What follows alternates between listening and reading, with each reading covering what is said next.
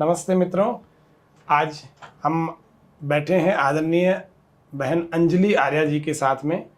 आज इनसे हम एक छोटे से विषय के बारे में जानते हैं जिसका महत्व तो बहुत अधिक है, लेकिन हम बहुत कम शब्दों में, कम समय में आपको इनसे एक सवाल पूछ करके इसके विषय पर प्रकाश डालना चाहते हैं। तो आदरणीय अंजलि बहन जी, बहुत बहुत धन्यवाद, आपका हार्दिक अभिनंदन। जी भ्राता जी, नमस्कार आपको।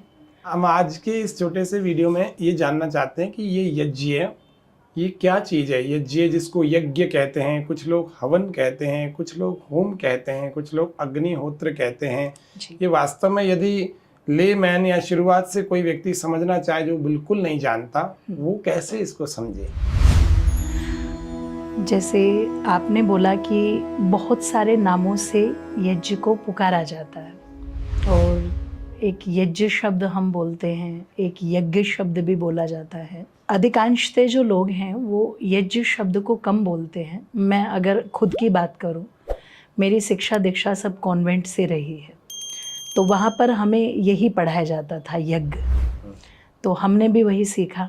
लेकिन दादाजी आर्य समाज से जुड़े हुए थे, विद्वानों का घर में आना होता था, तो वहाँ पर जब विद्वानों को बोलते हुए सुना तो मैंने उनसे एक प्रश्न किया था। चेरे विश्वबंधु जी हमारे यहीं पे बुढ़ाना से थे वो, तो मैंने उनसे प्रश्न किया तो उन्होंने इसका समाधान किया कि ये जय और निय को मिल के ये बना है, तो इसको शुद्ध रूप में यज्ञ बोला जाता है, अग्निहोत्र बोला जाता है, देव यज्ञ बोला जाता है, जिसका अर्थ हम सामान्यतः ले लेते हैं कि देव पूजा, संगतिकरण और दान। अर्थात ये तीन भाव जहाँ पर आ जाते हैं वहाँ पर यज्ञ आ जाता है। तो ये देव पूजा क्या है? देव पूजा दो प्रकार के देवता हैं, एक जड़ देवता, एक चेतन देवता। एक कल्पना की गई है कि 33 करोड़ देवता है, लेकिन वैदिक वांग्मय में उस पद्धति में 33 कोटि यानी कि 33 प्रकार के देवता हैं। उन देवताओं की पूजा के लिए, और दूसरा चेतन देवता भी जो है, मातृदेवो भव, पितृदेवो भव, आचार्य देवो भव, अतिथि देवो भव, पति के लिए पत्नी और पत्नी के लिए पति, ये 5 जो हैं चेतन देवता है। तो यदि इन सब की पूजा हमें करनी है, पूजा शब्द का अर्थ यहाँ पर बहुत सुंदर हमारे विद्वानों ने बताया है कि पूजा माने कि आवश्यकता की पूर्ति, जिससे आवश्यकता की पूर्ति हो सकती है जिस वस्तु के द्वारा, उसी पदार्थ से उसकी पूजा करनी चाहिए। तो यदि हमें जल की पूजा करनी है तो अब जल की हम किस पदार्थ से पूर्ति करेंगे? उसका जल सदुपयोग कर सकते हैं, उसको सुरक्षित रख सकते हैं, है ना, शुद्ध रख सकते हैं। हाँ, पृथ्वी की हमें पूजा करनी है तो हम उसे स्वच्छ रखें, उसको हरा भरा रखें, पेड़ पौधे अधिक बढ़ाएं, उसकी गंदगी है उसको हटाएं, है ना। तो उस प्रकार से तो माता पिता की पूजा करनी है, सम्मान करना है, तो उनका सम्मान करना है, उनको समय से भोजन, उनको समय से औषधियाँ, उसके साथ साथ उनको समय से या उनके साथ में समय भी व्यतीत करके उनसे बातें की जाए, इस प्रकार से श्रद्धा पूर्वक सेवा और उनका तर्पण तृप्ति की जाए। ठीक है, बिल्कुल। दूसरा आपने कहा देव पूजा के बाद एक बोला संगतिकरण और दूसरा दान, इनको भी संक्षिप्त में समझाइए। हाँ, संगतिकरण का अर्थ हुआ कि जैसे सब मिल करके, यज्ञ किसी एक पदार्थ को मिला करके नहीं किया जाता, उसमें बहुत सारे पदार्थ जो हैं वो सम्मिलित होते हैं, घृत आदि, समिधाएं, जल, सामग्री, बहुत सारी चीज़ें। ऐसे ही संगतिकरण का अर्थ यहाँ पर है कि परिवार, समाज, राष्ट्र, वसुधैव कुटुंबकम, पूरे विश्व तक के भाव को इसमें सम्मिलित किया गया है कि संगच्छध्वम संबद्धम, हम साथ मिलकर के चलें, साथ मिलके विचार करें एक दिशा में। और एक दिशा का मतलब भी ये नहीं होता है कि सबको एक ही उस पे चलना है, मार्ग पे चलना है।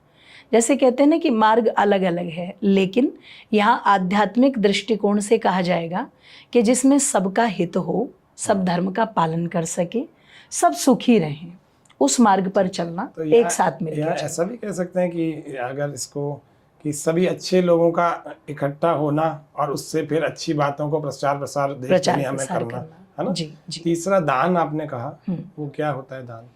दान कई प्रकार का होता है।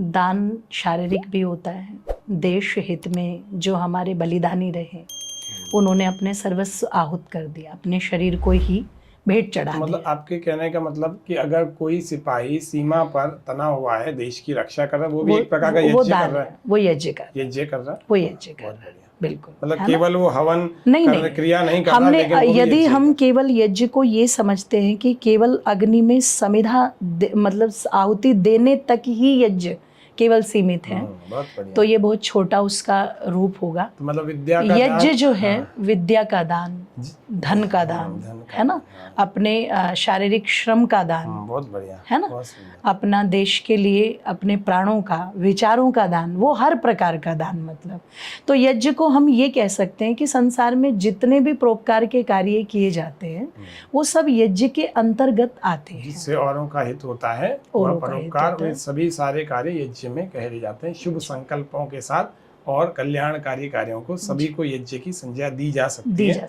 यदि हम बहुत विस्तृत देखें और वास्तव में वैदिक वाङ्मय या वेदों को देखें तो इस तरह के अर्थ सामने आते हैं ना। जी जी। तो यज्ञ के संबंध में 2 पंक्तियां कोई आपकी गीत की, भजन की, यदि आपको स्मरण में आ रही हो तो? ऐसे तो बहुत सारी हैं, लेकिन जो मैंने बचपन से सुनी और गाई हैं बहुत ज़्यादा। जहाँ वेद पढ़ा जाए और यज्ञ किया जाए, ऐसे ही परिवार को स्वर्ग कहा जाए। जहाँ वेद पढ़ा जाए और यज्ञ किया जाए, ऐसे ही परिवार को स्वर्ग कहा जाए।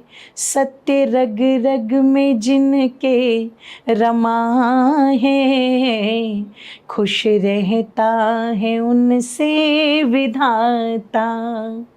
प्रेम हृदय में जिनके नहीं है, उन्हें ईश्वर नजर दूर आता। कुछ सुहाता नहीं, सत्संग भाता नहीं, जीवन पशुओं से बदतर बिताए। जहाँ वेद पढ़ा जाए और यज्ञ किया जाए, ऐसे ही परिवार को स्वर्ग कहा जाए। आदरणीय अंजलि बहन जी, आपको बहुत बहुत धन्यवाद। आपने यज्ञ के इस छोटे से टॉपिक पर बहुत विस्तृत प्रकाश डाला। तो दर्शकों, आप इस वीडियो को देखें और आपको अगर अच्छा लगे तो आप इसको अन्य लोगों को भी शेयर करें, अपने कमेंट्स भी डालें। अगला वीडियो आप किस पर चाहते हैं? सबको धन्यवाद, नमस्ते।